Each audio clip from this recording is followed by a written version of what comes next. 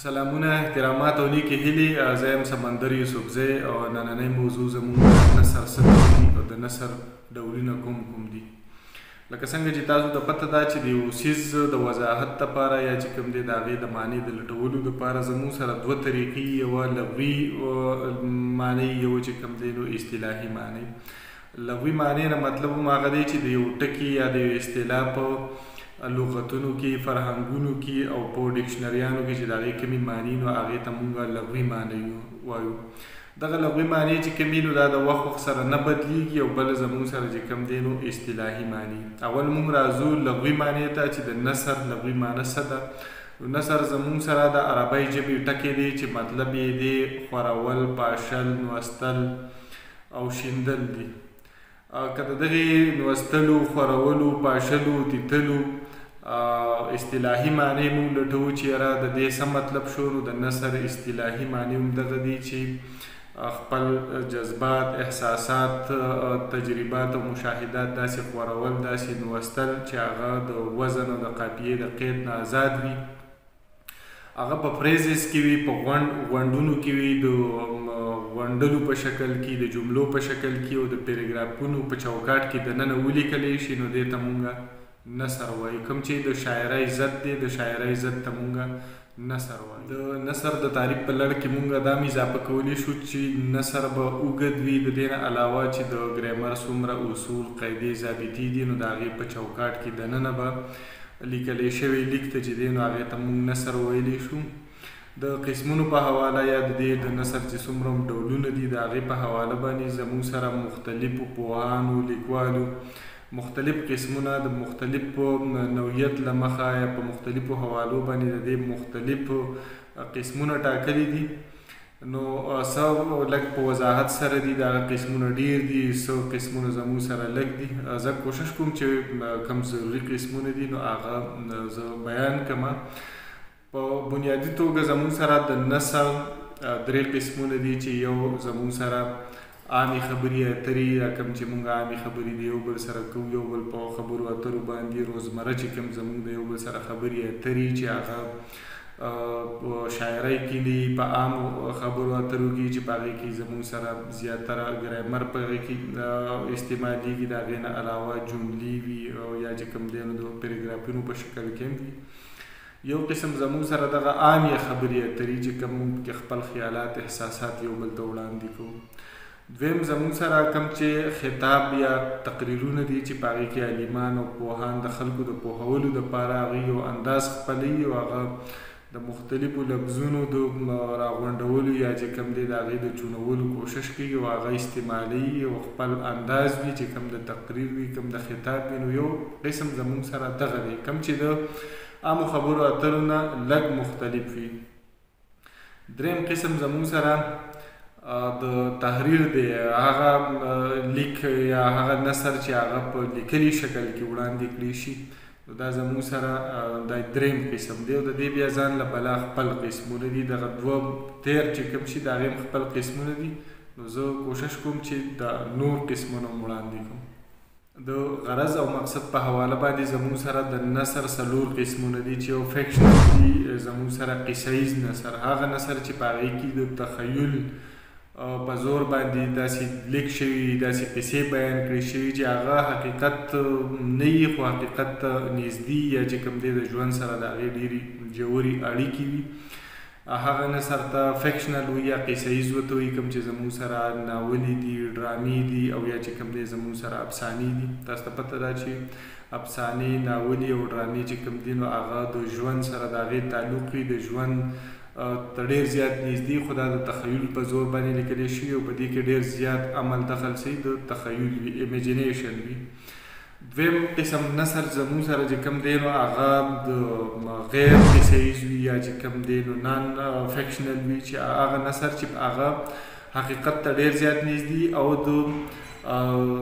امیجینیشن یا د تخیل پکې ډېر زیات عمل دخل نه وي، چې په هغې کې زموږ سره ژوند لیکونه، سوانح عمري چې څه ته وایي، آټوبایوګرافي یا خپل ژوند لیکونه، خاطرې شوې زموږ سره، تقریرونه شو، ډایرۍ شوې، سفرنامې شوې، ریپورتاج شو. د دې نه علاوه چې کوم دی نو ټکل دی، مضمونونه دي او خطونه وغیره چې کوم دی نو په دې قسمه نثر کې راځي چې دا فکشنل نه دا قصه ایز نه دي او دا حقیقت ته نږدې او دا حقیقت باندې مبني دا زموږ سره دویم قسم دی. دریم قسم نثر هغې ته چې کوم دی نو هیرویک وایي یا چې کوم دی نو هغه قصه یا چې کوم دی لیک او تحریر دا په دواړو شکلونو کېږي. دا زباني هم خلک وي او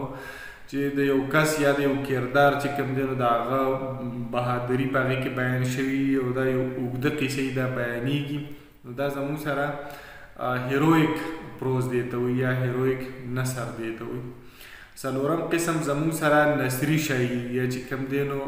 پروز پویټري چې څه ته ویلی شي.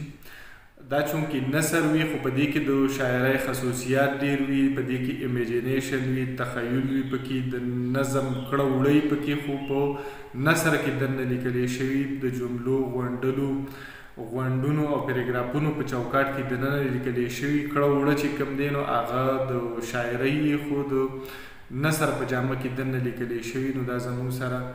د نثر چې کوم ډولونه ټاکلی شوي دي په کومه حواله باندې نو دغه څلور دي چې کوم یو فکشنل دی، نان فکشنل دی، هیرویک دی، پروز پویټري ده. دا زموږ سره د نثر څلور دغه قسمونه دي. د نثر نور څلور قسمونه هم وړاندې شوي دي یا بیان شوي دي چې هغه هم د نثر چې کوم غرض او مقصد دی په هغه حواله باندې دي. دا هم دغه تیرو څلورو په شکل دي تقریبا هماغه موضوعات یا هغه اړخونه په دې کې هم وړاندې شوي دي خو دا یو بل انداز دی او په بل ډول باندې دي. دا زموږ سره دا هم څلور دي او په دې کې وړاندې زموږ سره بیانیه نثر دی کوم چې نیریټیو پروز ورته ویلی شي. دا هغه نثر دی چې په دې کې واقعیات هغه که فرضي وي که حقیقي وي یا تاریخي افسانوي په دې کې یو تسلسل په یو تسلسل سره دا وړاندې شوي چې په دې کې چېرته هم د دې واقعیاتو یا چې کوم په دې کې حادثات شوي د هغې تسلسل چېرته هم نه ماتېږي. چې په دې کې زموږ سره سوانح عمري کوم چې د ژوند لیک وي نو دا هم په یو ترتیب سره وړاندې شوي. مثلا د پیدایش نه واخله او تر مړینې پورې چې کوم دی نو زموږ سره په دې کې د دغه واقعیاتو کې یو خپل تسلسل وي. د هغې نه علاوه تاریخي نثر چې کوم دی نو دا هم یو بیانیه شکل وي، افسانې وي زموږ سره چې کوم دی، روزنامچې دي هغه هم خلک په یو ترتیب باندې د واقعیاتو چې کوم تسلسل وي نو هغه پکې وړاندې شوي. ریپورتاج، سفرنامې، دا ټول قسمه نثر چې کوم دی نو دا زموږ سره په بیانیه نثر کې راځي یا چې کوم دی نو نیریټیو پروز کې راځي. د نثر دویم قسم زموږ سره ډسکرپټیو پروز دی یا چې کوم دی نو وصفیه نثر دی. دغه هغه نثر وي چې په دې کې د یو سړي د یو ځي یا چې کوم دی د یو منظر بیان وي. په دې کې د لیکوال د تاثراتو سره سره چې کوم دی نو د هغه ځای منظرنګاري یا کردارنګاري پکې هم وړاندې شوي، د هغې ډسکرپشن شوي، بیان یې شوي. لکه په څنګه چې په ناول او ډراما یا چې کوم دی نو په افسانه کې د یو کردار یا د یو منظر چې کوم دی نو د هغې منظرنګاري شوي. دا قسم نثر چې کوم دی نو دا دې ته چې کوم دی نو مونږ ډسکرپټیو پروز وایو یا چې کوم دی نو وصفیه نثر وایو. په دې کې چې کوم دی نو د منظرنګارۍ عمل دخل ډېر زیات وي، د هغې چې کوم دی خدوخال وړاندې کېږي او د دغه چې کوم دی د لیکوال پکې خپل تاثرات هم وړاندې شوي. دریم قسم نثر زموږ سره ایکسپوزیټري پروز دی. دا زموږ سره دی د موضوعیه نثر وایي. دا هغه قسمه نثر دی چې په دې کې په یوه نظریه، په یوه عقیده یا په یوه مسله باندې په واضح انداز کې د هغې هر اړخیزه جایزه اخیستې کېږي، په هغې باندې بحث کېږي، هغه که مذهبي وي، هغه که سیاسي وي، علمي وي، ساینسي وي، په هغې باندې هر اړخیزه یا چې کوم دی نو یو نظریه په هغې باندې داسې علمي بحث کېږي چې د هغې وضاحت وشي، هغه بیان کړي شي. زموږ سره چې څومره هم د مذهبي لیکونه چې کوم دي یا چې کوم دي ساینسي دي، علمي دي، دغه ټولې خبرې چې کوم دي نو په هغې سي د هغې د وضاحت دپاره، د توضیح دپاره، د تشریح دپاره چې کوم بحث کېږي او مدلل انداز کې بحث کېږي نو دغه زموږ سره توضیحیه نثر دی. څلورم قسم نثر زموږ سره استدلالیه نثر دی، کوم چې ارګومنټیټیو نثر وایي. په کوم نثر کې چې